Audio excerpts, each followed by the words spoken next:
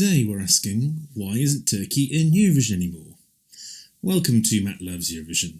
If you've not been on my channel before, or you still haven't subscribed, please do click on that subscribe button, also the notification bell, and do please like, share and comment.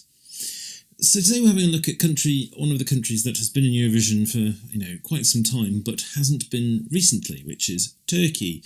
Now, Turkey joined the contest back in the mid-1970s and were fairly present all the way through to 2012. Now, they weren't that successful, has to be said, in the contest during sort of the 80s and through the early 90s. It wasn't really until 1997 that they had their first sort of best sort of big result, which they finished third. But then with the advent of televoting, their results started to improve, and in fact in 2003 they won the contest.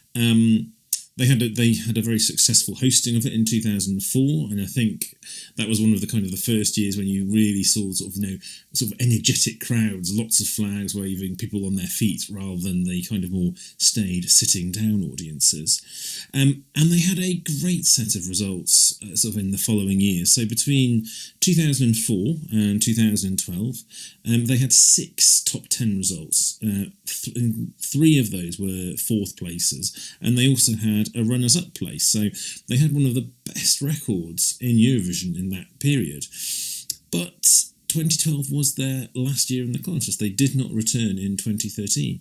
Now, we're going to talk a little bit about kind of the reasons that Turkey has given, and sometimes it's been TRT, the Turkish broadcaster, that has said it, or sometimes it's come from kind of more senior politicians within the country about why Turkey has not returned. Initially, the reason was that they felt that the Big Five automatic qualification was unfair, and this was the reason for them not entering the contest anymore.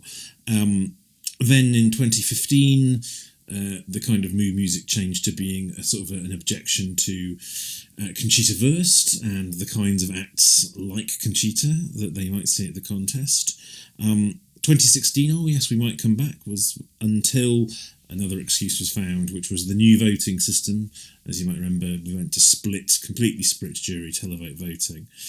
And then since again, the last 2 or 3 years, it's been back to complaints about the Big Five's automatic qualification for the final. Now, that all sounds a little bit odd when you consider just how successful Turkey have been during the period that the Big Five have been able to qualify and all of these other things. And to this day, Turkey's songs in 2009 and 2010, they often appear in Eurovision's kind of top 10 most watched videos this month.